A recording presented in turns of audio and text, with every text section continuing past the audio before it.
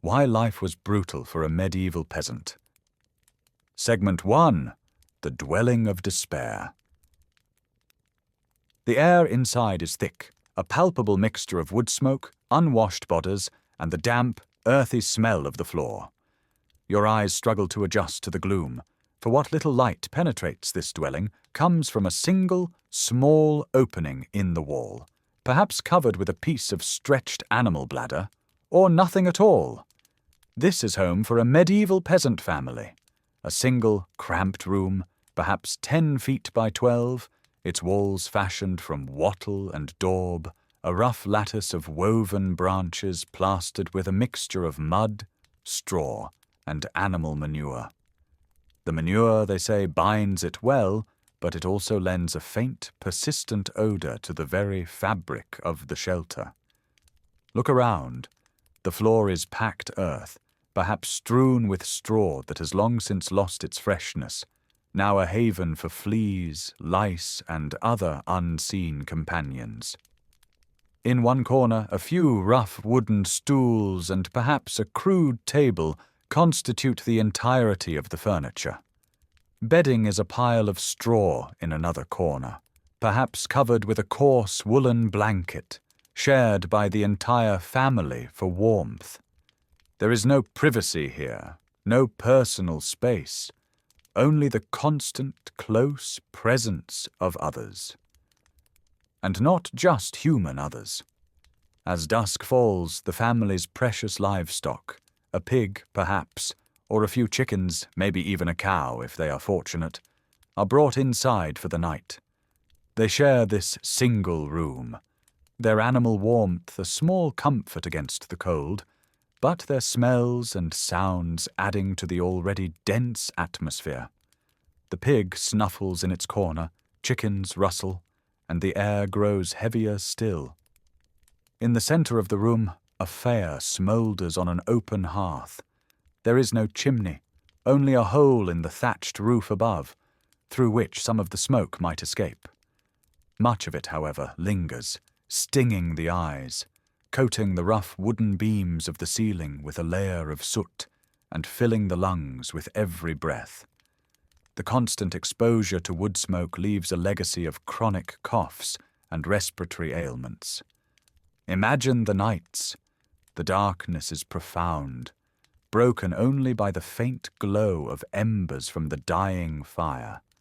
The sounds are those of sleep, the breathing of family members, the rustling of straw, the soft grunts of animals, punctuated by coughs, the scratching of flea bites, or the scuttling of unseen creatures in the thatch or earthen floor. The cold seeps in through the poorly sealed walls, and the family huddles together under their shared blanket, seeking warmth in collective misery. And the smells, the ever-present wood smoke, the animal odors, the scent of unwashed bodies and stale food, the dampness of the earth floor, the faint, sweetish smell of mildew from the perpetually damp thatch overhead. These are the smells of home, the olfactory landscape of a peasant's existence. This dwelling, so lacking in what we would consider basic comforts, was the center of peasant life. It was here that children were born, often with only the help of a village midwife.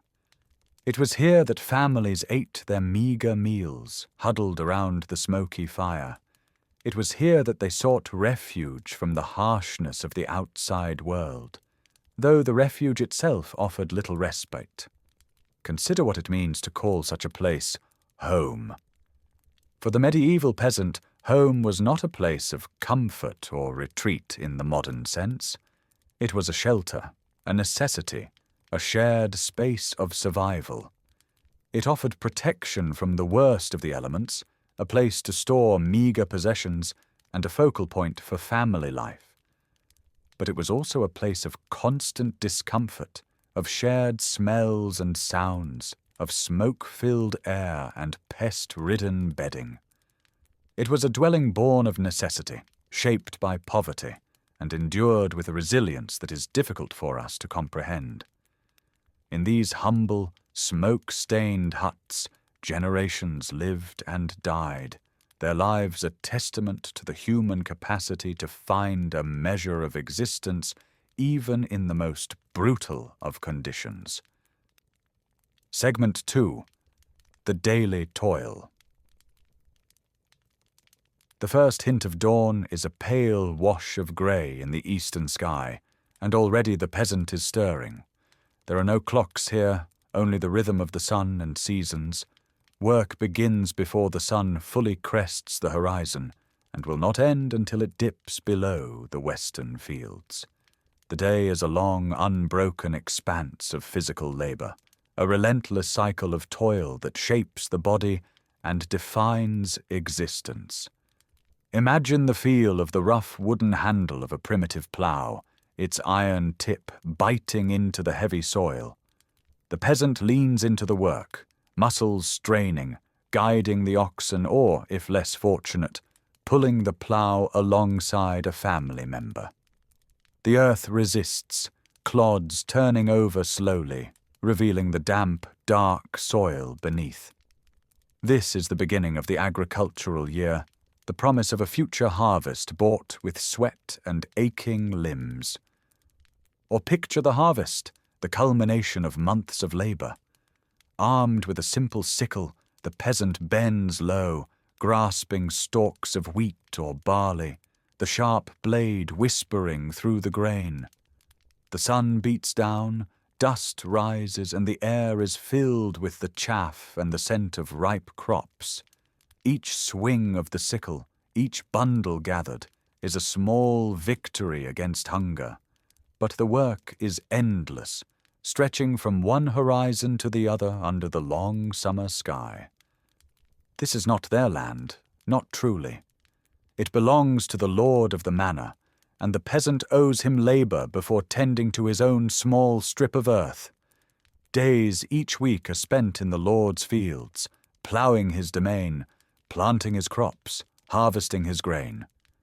Only then, with weary muscles and fading daylight, can the peasant turn to the patch of land that will feed his own family. The injustice of it is a silent, heavy weight, but there is no recourse, no appeal. This is the way of the world, ordained by God and enforced by the Lord's authority. Children work alongside the adults as soon as they are able. Small hands can pull weeds, scare birds from the newly sown seeds, or gather fallen branches for firewood. There is no childhood here in the modern sense, no extended period of play and learning. Life is a practical education in survival, and every member of the family contributes to the collective effort. The tools are rudimentary, often made of wood, with iron parts being precious and expensive. A simple hoe, a wooden rake, a flail for threshing grain. These are the extensions of the peasant's own body, tools that demand strength and endurance. There are no machines to ease the burden, no sophisticated techniques to increase yield. Progress is measured in inches, in single rows planted, in individual sheaves of grain bound by hand. The physical toll is immense. Hands become calloused and gnarled. Joints swell with arthritis from years of repetitive motion. Backs ache with a dull, constant pain. The skin is weathered by sun and wind, etched with the lines of hardship. Injuries are common. A slip of the scythe, a kick from an ox, a fall on uneven ground.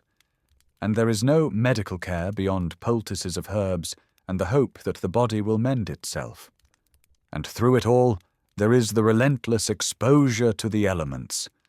The biting cold of a winter morning, fingers numb as they try to guide a plough through frozen earth. The drenching rain of a spring storm, soaking clothes and chilling to the bone. The oppressive heat of a summer afternoon, sweat stinging the eyes, dust coating the throat. The peasant endures it all, for the work must be done, the rhythm of the seasons unyielding. There are few breaks in this life of labour. Sunday is a day of rest, mandated by the church, a time for prayer and perhaps a brief respite from field work. Religious festivals, scattered throughout the year, offer other moments of communal gathering and temporary escape from the daily grind. But these are fleeting interruptions in a life defined by unceasing toil. Consider the sheer physicality of this existence, the intimate connection between human muscle and the unyielding earth. The peasant's life is written in the landscape, in the furrows of the fields, the cleared stones, the managed woodlands. It is a life of profound effort, of constant striving against the limitations of the body and the harshness of the environment. In this daily struggle, there is a kind of dignity, a testament to the resilience of the human spirit in the face of overwhelming hardship. The fields tilled by generations of such labor stand as a silent monument to this forgotten world of toil. Segment 3. The Hungry Seasons. The peasant's year is a pendulum, swinging between times of relative plenty and periods of gnawing hunger. The harvest, when it comes, brings a temporary reprieve. Granaries are filled, and for a brief time there is enough. But the shadow of scarcity is never far away, and the spectre of the hungry months looms large in the collective memory of the village. Imagine the daily meal. A rough wooden bowl holds a steaming portion of pottage, a thick stew of whatever vegetables are available: cabbage, onions, peas, beans, perhaps thickened with a handful of oats or barley. Alongside it, a hunk of dark, coarse bread, its texture gritty from the stone-ground flour. This is the staple, the unchanging foundation of the peasant diet. Meat is a rare luxury, perhaps a bit of bacon fat to flavor the pottage, or a chicken saved for a special occasion. Fish, if the village is near a river, might offer occasional variety. But for most, the diet is overwhelmingly vegetarian and relentlessly monotonous. Preservation is a constant battle. Without refrigeration, food spoils quickly. Salting, smoking, and drying are the primary methods of extending the life of meat or fish. But these processes alter the flavor and texture, often leaving the food tough and overwhelmingly salty. Vegetables are stored in root cellars or buried in pits, but mold and rot are constant threats. Grain, the most precious commodity, is stored in rudimentary granaries, vulnerable to damp, insects, and rodents. As winter deepens, the stores begin to dwindle. The days are short, the nights long and cold. The work in the fields has lessened, but the gnawing anxiety about food grows. The last of the preserved vegetables are carefully rationed. The bread is made with more fillers, ground acorns perhaps, or even tree bark in the leanest times, to make the precious flour last longer. Then come the hungry months, typically late winter and early spring, before the first new crops can be harvested. This is the time when the previous year's stores are exhausted, and the land has not yet begun to yield its bounty. The pottage becomes thinner, the bread smaller. Families forage in the woods for anything edible: wild greens, roots, nuts left over from autumn. Hunger is a constant companion, a dull ache in the belly, a weakness in the limbs. Children are often the first to show the signs of malnutrition, their bellies distended, their growth stunted. The old and the sick are particularly vulnerable during these lean times. The entire village tightens its belt, sharing what little they have, bound together by collective hardship. And always there is the fear of famine. A drought in summer, a flood in spring, a blight that sweeps through the crops. Any of these can mean disaster. When the harvest fails, the hungry months stretch into a hungry year, and starvation becomes a grim reality. The chronicles of the Middle Ages are punctuated by accounts of devastating famines, when entire regions were depopulated, and people resorted to desperate measures to survive. Even in ordinary years, the diet lacks variety and essential nutrients. Scurvy, caused by a lack of vitamin C, is common in late winter. Other deficiency diseases leave their mark on the bones and bodies of the peasants. The constant struggle for calories means that there is little energy for anything beyond the essential tasks of survival. Consider the taste of this life, the overwhelming blandness of porridge and pottage, day after day, the gritty texture of bread, the sourness of ale, often brewed at home and safer to drink than contaminated water, the occasional precious sweetness of honey or wild berries, the intense saltiness of preserved foods. This is a palate shaped by necessity, by the limited ingredients available, and by the constant effort to make meager resources last. In this relentless cycle of planting, harvesting, storing, and rationing, the peasant lives in intimate connection with the earth and its seasons. But it is a demanding relationship, one that offers little comfort and even less security. The hungry seasons are a stark reminder of their vulnerability, of their dependence on forces beyond their control.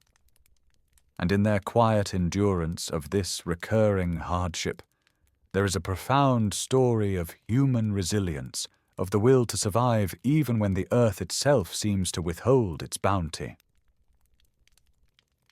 Segment 4. The Burden of Taxation.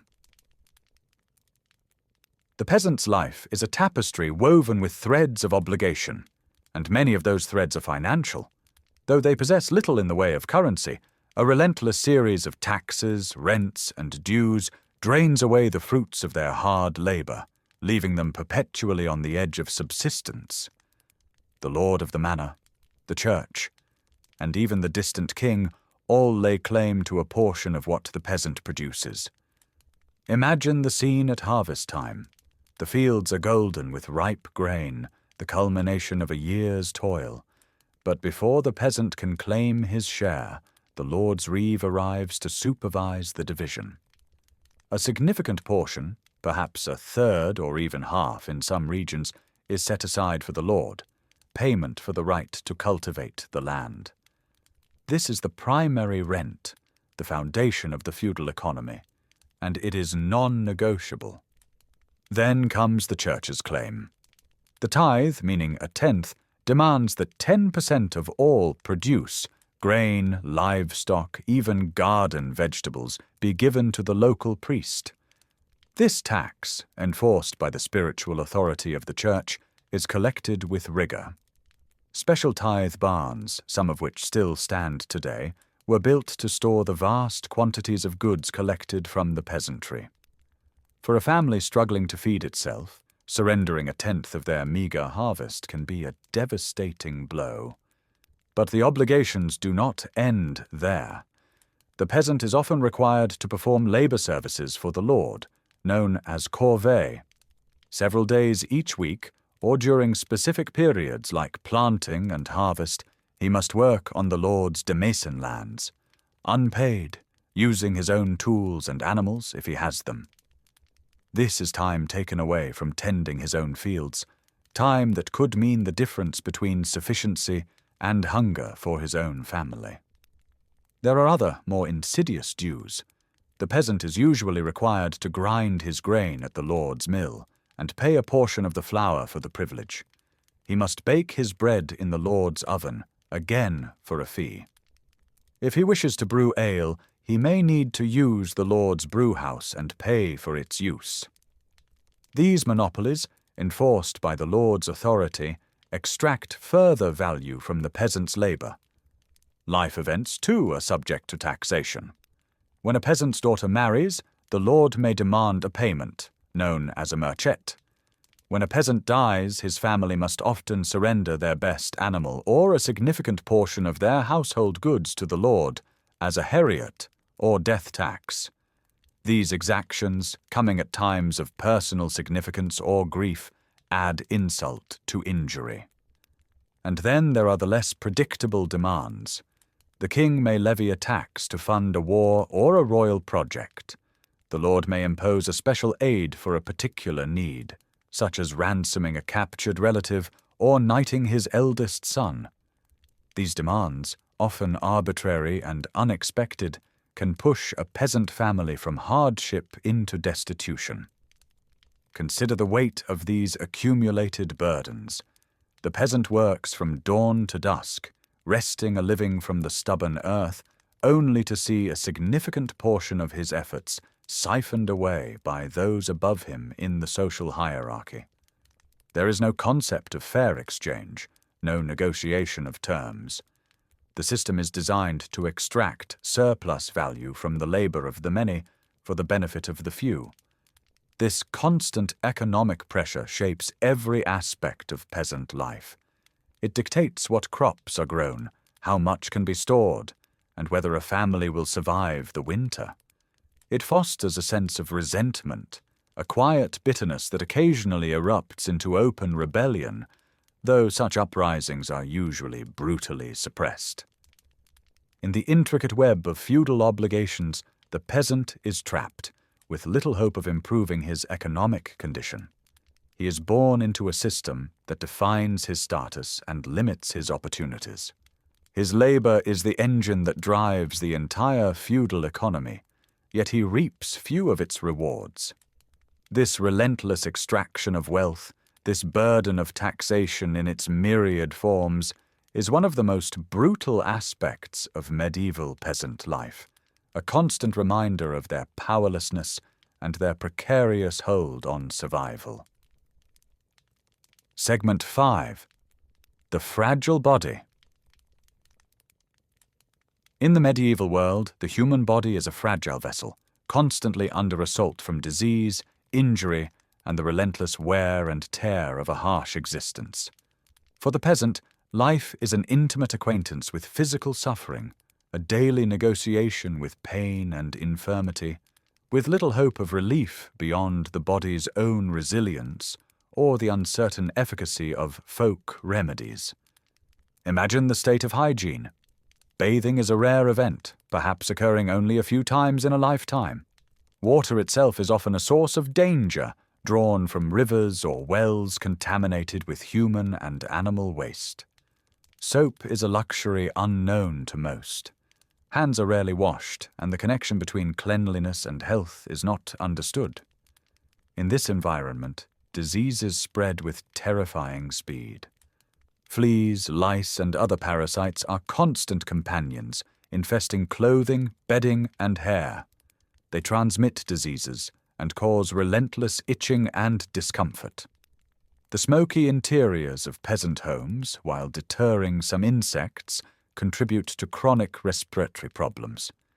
The damp, cold conditions foster rheumatism and other ailments of the joints. When illness strikes, there is no doctor in the modern sense. The village may have a wise woman or a local healer who possesses knowledge of herbal remedies, passed down through generations. Some of these remedies may offer palliative relief, but many are ineffective, and some are actively harmful. For serious illnesses or injuries, prayer and appeals to saints are often the primary recourse. Childbirth is a particularly perilous time. Many women die from complications or infections, and infant mortality is appallingly high. Perhaps half of all children born will not survive to their first birthday. Those who do survive childhood carry the scars of early illnesses and malnutrition. The peasant's diet, monotonous and often deficient in essential nutrients, weakens the immune system and makes the body more susceptible to disease. Scurvy, rickets, and other deficiency diseases are common. The constant physical labor, while building strength, also leads to premature aging and chronic injuries. A twisted ankle, a broken bone, a deep cut from a farming tool.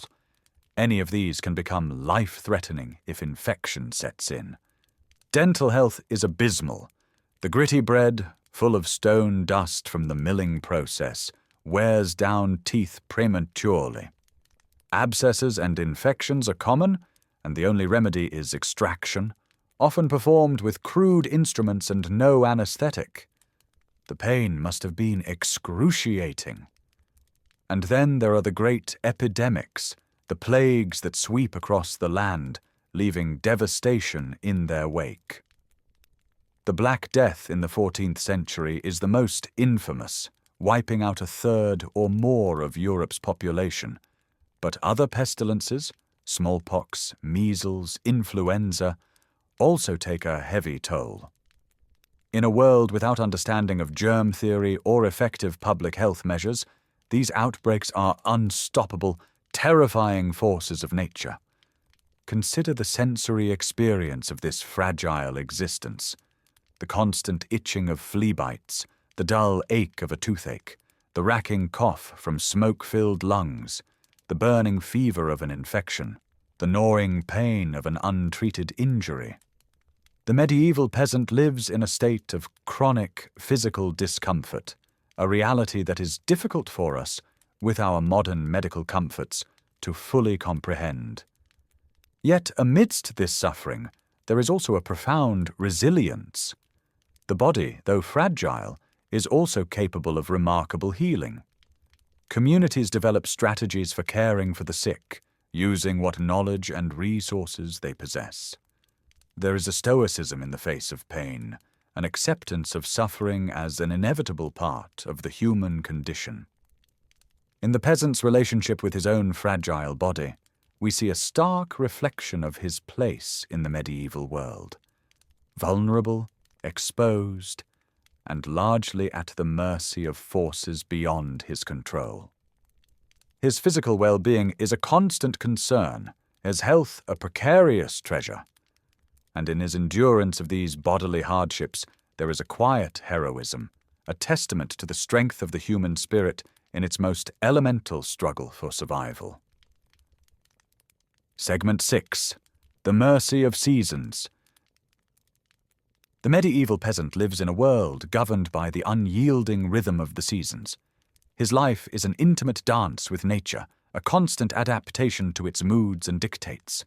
The sun, the rain, the wind, the frost. These are not mere background elements, but powerful forces that shape his daily existence, his livelihood, and his very survival. Imagine the deep chill of winter. The days are short, the light meager. The peasant's hut offers little protection against the biting cold. Snow may drift through cracks in the walls, and ice forms on the inside of the animal skin window coverings. Firewood, gathered with great effort during the warmer months, is carefully rationed. Families huddle around the smoky hearth, seeking warmth, their breath misting in the frigid air. Work in the fields is impossible, and the days are spent on indoor tasks, mending tools, spinning wool, repairing thatch, or simply enduring the cold and waiting for spring. Then comes the thaw, and with it, the mud. The paths and fields become quagmires, making travel and work difficult. But spring also brings hope, the first green shoots, the lengthening days, the promise of a new growing season. Planting is a time of intense labor, racing against the weather to get the seeds into the ground. A late frost can destroy a newly sown crop, and too much rain can rot the seeds before they sprout. Summer arrives with its long days and intense heat. The crops ripen under the sun, and the peasant toils from dawn to dusk, weeding, tending, and protecting his precious fields. Haymaking is a communal effort, the sweet scent of cut grass filling the air. But summer also brings the threat of drought, when the sun becomes an enemy, baking the earth and withering the crops. Thunderstorms can flatten fields of ripe grain in minutes, hailstones shredding the precious harvest. Autumn is the season of culmination, the time of harvest.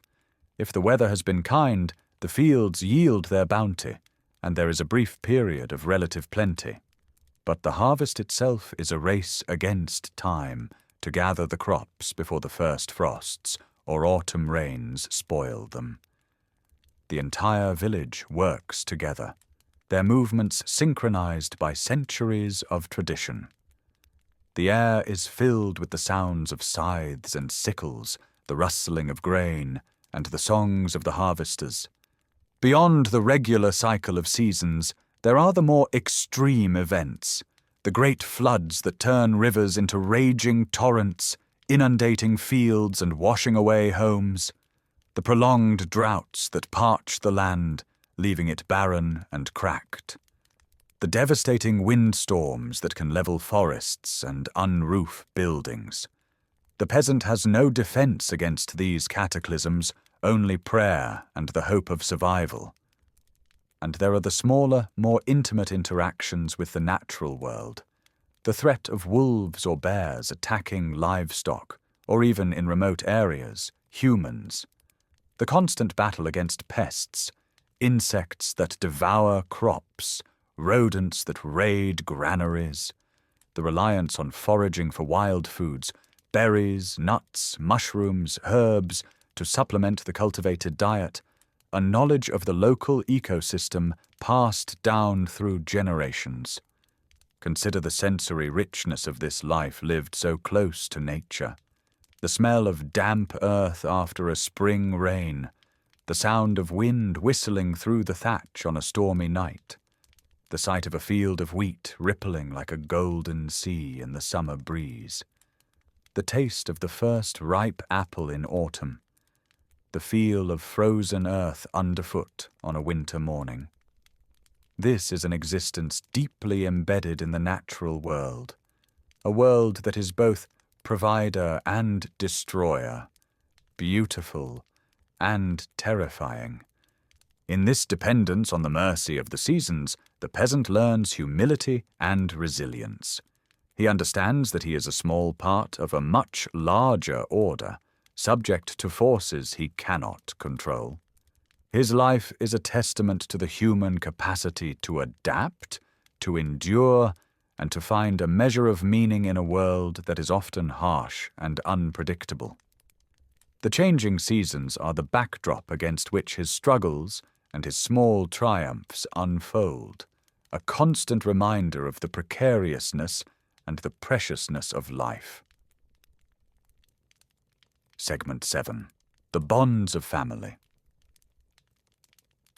In the brutal landscape of medieval peasant life, where hardship is the norm and survival a daily struggle, the family is the bedrock, the essential unit of existence. It is within the close confines of kinship that individuals find their primary support, their deepest connections, and their best hope for navigating a perilous world. Imagine the peasant household, a multi-generational unit crowded into a single, smoky room. Grandparents, parents, and children share the same cramped space, their lives interwoven in a tapestry of mutual dependence. There is little privacy, but there is also a constant sense of belonging, of being part of something larger than oneself. Marriage is less a matter of romantic love than a practical alliance, a partnership for survival. Matches are often arranged with an eye towards consolidating land holdings, however meager, or ensuring a strong pair of hands for labor. Yet within these pragmatic unions, affection and companionship can grow, forged in the crucible of shared hardship. Children are both a blessing and a burden. They represent the future, the continuation of the family line, and additional hands for labor as they grow. But they are also mouths to feed, and in a world of scarcity, each new child strains the family's resources. The appallingly high rate of infant and child mortality means that grief is a frequent visitor to the peasant household. Parents bury many of their offspring, a recurring sorrow that shapes their emotional landscape. Women's lives are particularly arduous. In addition to their share of field work, they are responsible for childcare, cooking, spinning wool, weaving cloth, making and mending clothes, tending the small garden plot, and a host of other domestic tasks. Their days are a relentless cycle of labor, often performed while pregnant or nursing. They are subordinate to men in the social hierarchy. Yet their contributions are essential to the family's survival. The elderly, if they live long enough to become so, are respected for their wisdom and experience.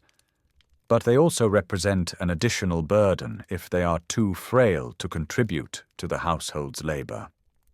In a world without pensions or social safety nets, the care of the aged falls entirely on their families. Despite the hardships, or perhaps because of them, the bonds of family and community are strong. Neighbors help each other during times of crisis, a failed harvest, an illness, a death. Communal labor, such as plowing or harvesting, fosters a sense of shared purpose. Religious festivals and village celebrations offer rare moments of collective joy and respite from the daily grind. Consider the emotional texture of this life, the deep love for children, tinged with the constant fear of losing them, the quiet companionship between spouses, born of shared struggle, the respect for elders, mixed with the anxiety of caring for them, the solidarity with neighbors, a recognition of mutual vulnerability, the profound grief that follows each death, a grief made sharper by the frequency of loss. In this world of limited horizons, where few peasants ever travel more than a few miles from their birthplace, the family and the village constitute the entirety of one's social universe. These are the people who know you, who share your burdens, who celebrate your small joys. Their presence is a bulwark against the loneliness and despair that might otherwise overwhelm. The peasant family is not a haven of idyllic harmony. The pressures of poverty and hardship can lead to conflict and tension, but it is, nonetheless, the primary source of human connection and emotional sustenance. In the face of a brutal world, the bonds of kinship offer a measure of warmth, a reason to endure, a fragile but essential human connection that affirms life even in the midst of suffering. It is in these intimate relationships, forged in shared adversity, that the medieval peasant finds the strength to continue, day after weary day. Segment 8. The Shadow of Authority. The medieval peasant lives his life under a vast and intricate canopy of authority, a hierarchy of power that stretches from the local lord of the manor all the way to the distant king and the even more pervasive influence of the church. He is at the bottom of this structure, a figure largely without rights, subject to the whims and dictates of those above him. This powerlessness is a defining feature of his brutal existence. Imagine the manor court held periodically by the lord or his steward. Here, disputes are settled, infractions punished, and the rules of the manor enforced. The peasant stands before his lord, a figure of immense power, with no legal representation, no jury of his peers in the modern sense. Justice is often arbitrary, reflecting the lord's interests rather than abstract principles of fairness. A peasant accused of poaching a deer from the lord's forest, or failing to perform his labor services, can expect swift and harsh punishment. A hefty fine, a public flogging, or confinement in the stocks. For more serious crimes, or in cases where guilt is uncertain, there is the terrifying prospect of trial by ordeal. The accused might be forced to carry a red-hot iron bar, or plunge his arm into boiling water. If his wounds heal cleanly within a few days, he is deemed innocent, protected by God. If they fester, he is guilty. It is a system designed to inspire terror and ensure compliance, a far cry from any notion of due process. Many peasants are serfs, legally bound to the land they cultivate. They are not slaves in the classical sense, as they cannot be bought and sold individually. But they are not free either. They cannot leave the manor without the lord's permission. They cannot marry without his consent. Their children are born into the same status, their lives circumscribed by the boundaries of the lord's estate. This lack of freedom, This sense of being owned by the land and by the Lord is a profound psychological burden. Illiteracy is the norm. Access to education is reserved for the clergy and the nobility. The peasant relies on oral tradition, on the teachings of the local priest, and on the visual language of church art for his understanding of the world and his place in it. This lack of literacy reinforces his powerlessness, leaving him vulnerable to manipulation and unable to access or challenge the written laws and records that govern his life. And always, there is the church, a pervasive spiritual authority that shapes every aspect of medieval life. The local priest is a powerful figure in the village, responsible for the spiritual well-being of his flock, but also for collecting tithes and enforcing religious orthodoxy. The church teaches that the social order is divinely ordained, that the peasant's lot in life is God's will. This doctrine, while offering a framework of meaning and the promise of reward in the afterlife, also serves to legitimize the existing power structures and discourage dissent. Consider the cumulative weight of this subjugation. The peasant has no voice in his own governance, no control over the laws that bind him, no recourse against injustice. He is subject to the arbitrary power of his lord, the economic demands of the church, and the distant, often incomprehensible authority of the king. His life is one of obedience, of deference, of carefully navigating a world where a misstep can bring swift and severe retribution. Yet even in this oppressive system, there are glimmers of agency, of resistance. Peasants develop informal networks of mutual support. They engage in small acts of defiance, shirking labor services, underreporting harvests, poaching from the Lord's lands. Occasionally, driven by desperation, they rise up in open rebellion, though these peasant revolts are almost invariably crushed with brutal force. In the shadow of authority, the medieval peasant learns the hard lessons of survival in a world not of his making. He learns to be cautious, to be observant, to endure. His spirit, though burdened, is not entirely extinguished. There is a quiet dignity in his perseverance, a resilience forged in the crucible of powerlessness. As we reflect on this life, so constrained by the structures of power, we are reminded of the enduring human struggle for freedom and justice. The medieval peasant's experience, though distant in time, resonates with the ongoing quest for a world where every individual has a voice, where power is accountable, and where the dignity of labor is recognized and rewarded. His silent suffering, his unrecorded acts of resistance, are a poignant chapter in the long, slow march towards a more equitable human society. And in that, perhaps, lies the most profound and enduring lesson of his brutal, yet undeniably human, existence.